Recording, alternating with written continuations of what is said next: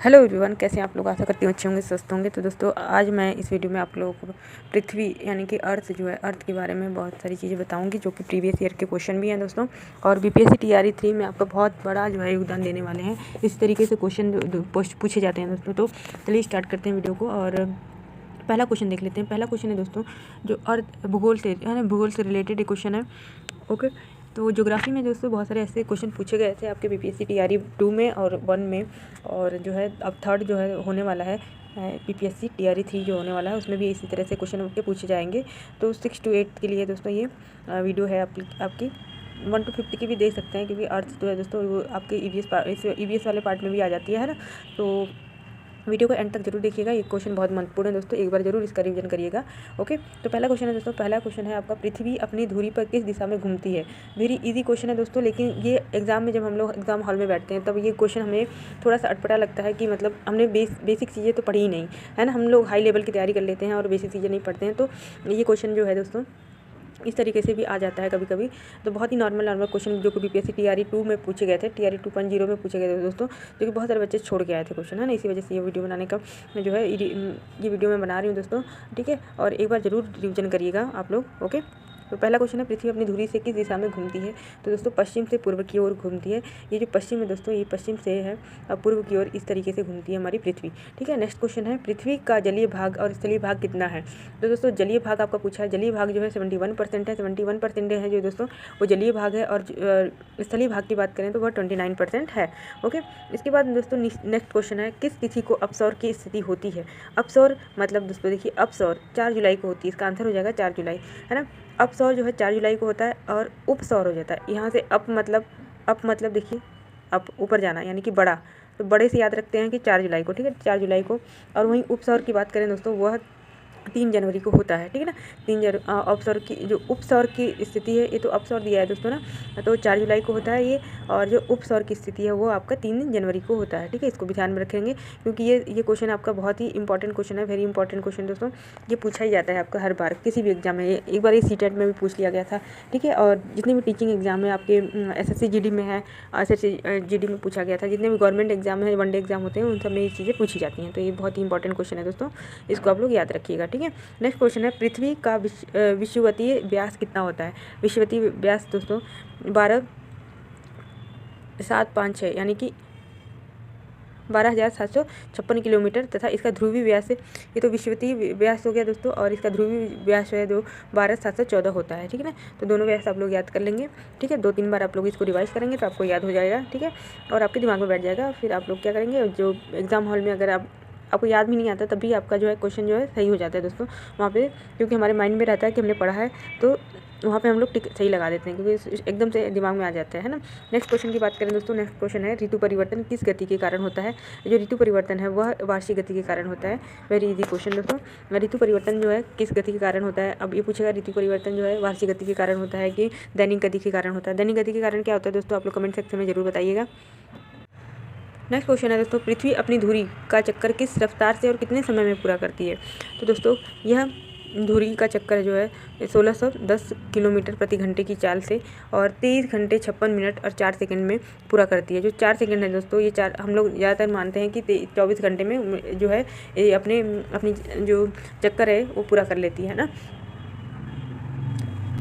तो 23 घंटे आपको दिया रहेगा, 23 घंटे 56 मिनट 4 सेकंड, 23 घंटे 56 मिनट 10 सेकंड, इस तरीके से दिया रहेगा। बट इसका आंसर हो जाएगा दोस्तों 23 घंटे 56 minute 4 second. Okay, next question है, पृथ्वी किस गति से दिन और रात होता है। तो दोस्तों किस गति से होता है, तो घूर्णन गति से दिन और रात होता है। ओके, नेक्स्ट क्वेश्चन है, पृथ्वी की किस गति से वर्ष बनते हैं। तो परिक्रमण जो गति होती है दोस्तों, परिक्रमण उस गति से ही क्या बनते हैं, वर्ष बनता है, ठीक है। नेक्स्ट क्वेश्चन है, सूर्य की परिक्रमा करने में पृथ्वी को कितना समय लगता है। तो दोस्तों कितना समय लगता है, 365 दिन, 5 घंटे 48 मिनट और 46 सेकेंड लगता है। यानी कि हम मान सकते हैं 365 दिन 6 घंटे लगते हैं। ओके, इसके बाद नेक्स्ट क्वेश्चन है, पृथ्वी दिवस कब मनाया जाता है। ये बहुत इंपॉर्टेंट क्वेश्चन है दोस्तों, इसको आप नोट डाउन कर लीजिए। तो 22 अप्रैल को जो है पृथ्वी दिवस मनाया जाता है। नेक्स्ट क्वेश्चन है, प्रत्येक सौर वर्ष या कैलेंडर वर्ष में कितना समय बढ़ जाता है? तो 6 घंटे दोस्तों वो बढ़ जाता है समय, प्रत्येक सौर वर्ष या कैलेंडर वर्ष में 6 घंटे बढ़ता है हमेशा ही। तभी तो हमारा 29 का जो है फरवरी जो है 4 सालों बाद जो है 29 की हो जाती है। नेक्स्ट क्वेश्चन है, आकार और बनावट की दृष्टि से पृथ्वी किस ग्रह के समान है? तो दोस्तों शुक्र के ग्रह के समान है, जो वीनस है उसके समान है, शुक्र ग्रह के समान है।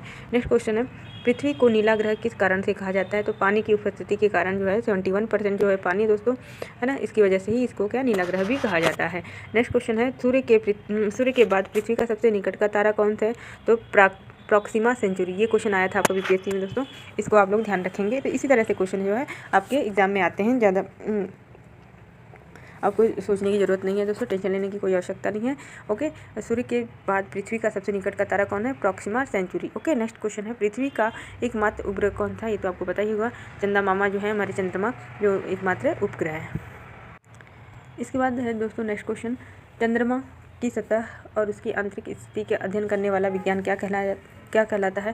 तो इसका आंसर हो जाएगा आपका सेलेनोलॉजी कहलाता है, सेलेनोलॉजी कहलाता है चंद्रमा की सतह और उसकी आंतरिक स्थिति का वर्णन करने वाला जो है अध्ययन करने वाला विज्ञान। ओके, नेक्स्ट है, चंद्रमा पर धूल के मैदान को क्या कहते हैं? तो शांति सागर कहते हैं दोस्तों, धूल के मैदान को शांति सागर कहा जाता है। और नेक्स्ट क्वेश्चन है, जीवाश्म ग्रह किसे कहते हैं? जीवाश्म ग्रह जो है दोस्तों वो चंद्रमा को कहा जाता है, ठीक है, चंद्रमा को ही जीवाश्म ग्रह कहा जाता है, ठीक है। नेक्स्ट क्वेश्चन है, चंद्रमा किसकी रोशनी से चमकता है? तो सूर्य की रोशनी के कारण वो चमकता है। नेक्स्ट क्वेश्चन है, समुद्र में उठने वाले ज्वार भाटे की वजह क्या होता है? दोस्तों ज्वार भाटे की वजह है दोस्तों अपेक्षित सौर्य और चंद्रमा की शक्तियों का अनुपात 11:5 होता है, इसकी वजह से ही ज्वार भाटा आता है। नेक्स्ट क्वेश्चन है, चंद्रमा पर पाए जाने वाले चट्टानों में किस धातु की मात्रा सबसे अधिक है? तो आंसर हो जाएगा आपका टाइटेनियम जो धातु है उसकी मात्रा अधिक है। नेक्स्ट क्वेश्चन की बात करें तो दोस्तों पृथ्वी से चंद्रमा का कितना % भाग जो है दिखाई देता है? तो 57% जो है पृथ्वी से चंद्रमा का भाग केवल दिखाई देता है, पूरा नहीं दिखाई देता है, ठीक है। इसके बाद है नेक्स्ट क्वेश्चन, चंद्रमा धरती की परिक्रमा एवं घूर्णन कितने दिनों में करता है? तो 27 दिन 8 घंटे में चंद्रमा जो है पृथ्वी का पूरा चक्कर लगा लेता है। ओके, इसको आप लोग ध्यान रखेंगे। नेक्स्ट क्वेश्चन की बात करें दोस्तों, चंद्रमा का सबसे ऊंचा पर्वत कौन सा है? तो लिबनिट्स जो पर्वत है वो सबसे ऊंचा पर्वत है किसका? चंद्रमा का। ओके, नेक्स्ट क्वेश्चन की बात करें, चंद्रमा पर सबसे पहले पहुँचने वाले अंतरिक्ष यात्री कौन थे? तो आंसर हो जाएगा दोस्तों नील आर्मस्ट्रांग एवं सर एडविन एडनेल। तो ये दोनों जो थे सबसे पहले जो है चंद्रमा पर पहुँच गए थे। नेक्स्ट क्वेश्चन की बात करें दोस्तों तो नेक्स्ट क्वेश्चन है, चंद्रमा पर अंतरिक्ष यात्रियों में पहुंचने में सफलता पाई। तो ये तिथि के बारे में पूछा है कि किस सन में पहुंचे थे? तो 21 जुलाई है दोस्तों, 21 जुलाई 1969 में ये 1969 में पहुंचे थे 21 जुलाई को, इसको भी ध्यान में रखेंगे आप। इसके बाद चंद्रमा पर पहली बार पहुंचने वाले अंतरिक्ष यात्री किस यान से गए थे? तो अपोलो 11 से गए थे, अपोलो 11 से गए थे चंद्रमा पर पहली बार। तो ये तीनों चीज़ें आप लोग ध्यान में रखेंगे कि नील आर्मस्ट्रांग एवं सर एडविन एडनेल 21 जुलाई 1969 को गए थे और अपोलो 11 से गए थे। ओके, इसके बाद है दोस्तों नेक्स्ट क्वेश्चन, प्रकाश चक्र क्या है? प्रकाश चक्र जो है दोस्तों वैसी काल्पनिक रेखा है जो पृथ्वी को प्रकाशित और प्रकाशित हिस्सों में बांटती है। तो प्रकाश चक्र यही है, ठीक है, कि जैसे यह काल्पनिक रेखा है, ठीक है ना, और जो पृथ्वी को क्या करती है? प्रकाशित और अप्रकाशित हिस्सों में बांटती है। ओके, इसके बाद है नेक्स्ट क्वेश्चन, सर्वप्रथम पृथ्वी किसने कहा कि पृथ्वी है? तो पाइथागोरस जो थे दोस्तों, पाइथागोरस उन्होंने कहा था कि पृथ्वी है। ओके, नेक्स्ट क्वेश्चन है, जिस कक्षा में पृथ्वी सूर्य की परिक्रमा करती है उसे क्या कहते हैं? तो उसे दीर्घवृत्तीय कहते हैं दोस्तों। तो ये क्वेश्चन आपका आया हुआ क्वेश्चन है, तो इसको आप लोग ध्यान में रखेंगे, ठीक है। इसके बाद नेक्स्ट क्वेश्चन की बात करें दोस्तों, एपसाइड रेखा क्या है? एपसाइड जो रेखा है दोस्तों उस उपसौरिक और अपसौरिक को मिलाने वाली काल्पनिक रेखा है जो सूर्य के केंद्र से गुजरती है, इसे ही हम लोग एपसाइड कहा जाता है, ठीक है, एपसाइड रेखा कहते हैं। इसके बाद नेक्स्ट क्वेश्चन है, उपसौरिक क्या है? उपसौरिक दोस्तों 3 जनवरी को सूर्य और पृथ्वी के बीच की दूरी जो कम हो जाती है उसे उपसौरिक कहते हैं। अभी ऊपर हमने क्वेश्चन देखा था 4 जुलाई को दोस्तों अपसौर होता है, ठीक है ना, 4 जुलाई को।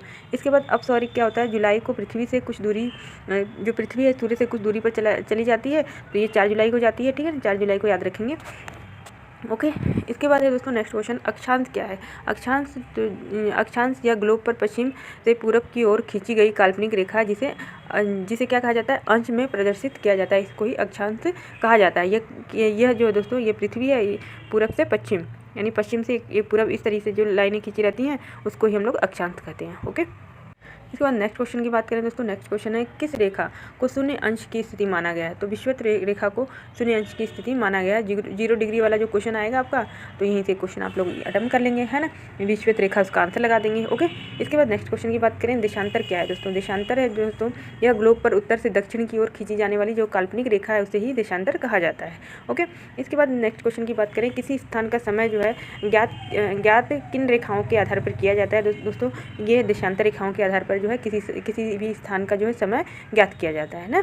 इसके बाद नेक्स्ट क्वेश्चन की बात करें तो दो देशांतर रेखाओं के बीच की दूरी क्या कहते हैं। तो इसको गोरे कहा जाता है, गोरे, आप लोग ध्यान में रखेंगे। ओके, इसके बाद नेक्स्ट क्वेश्चन है दोस्तों सूर्य ग्रहण। सूर्य ग्रहण तो आपको पता ही होगा, लेकिन इसके बाद भी मैं आप लोग बता देती हूँ सूर्य ग्रहण क्या होता है। जब किसी दिन के समय सूर्य तथा पृथ्वी के बीच जो है चंद्रमा आ जाता है, ये सूर्य है और ये पृथ्वी है, इसके बीच जो है चंद्रमा मामा आ जाते हैं, तो इसको ही हम लोग क्या कहते हैं।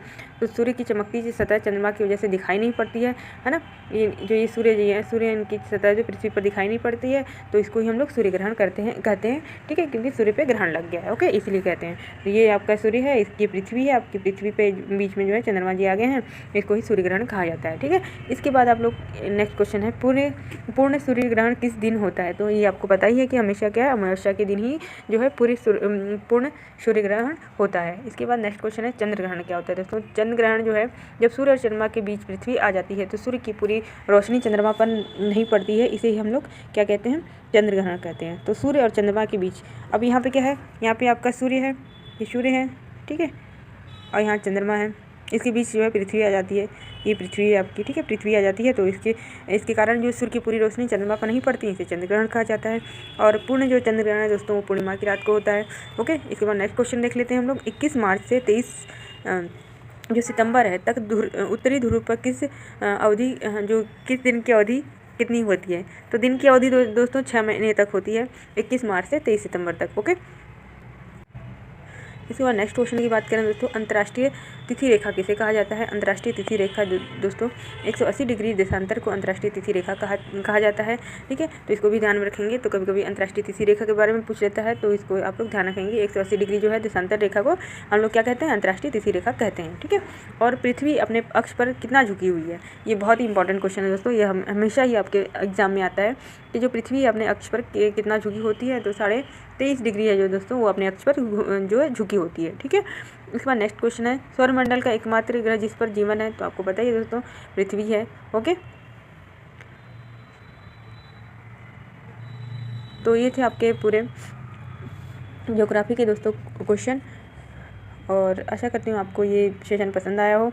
और जो आप लोग इस चैनल पर नए हैं तो चैनल को ज़रूर सब्सक्राइब कर लीजिएगा, और जो है वीडियो अच्छी लगी तो दोस्तों आप लोग लाइक एंड शेयर करिएगा, और जो भी आपके क्वेरी होंगी वो आप लोग प्लीज़ पूछिएगा कमेंट सेक्शन में। ओके, और इसके बाद दोस्तों आप लोग रिवीजन करते रहिए, क्योंकि रिवीजन से ही आपका जो है, आपने पढ़ तो बहुत सारा लिया होगा, लेकिन अब रिवीजन करिए, क्योंकि रिवीजन से ही आपका जो क्वेश्चन आपके बनते हैं। ठीक है, क्योंकि हमने पढ़ा तो बहुत सारा होता है, लेकिन एग्जाम हॉल में बिना रिवीजन के जाते हैं तो हम लोग का जो है क्वेश्चन अटैम्प्ट नहीं हो पाता है ना।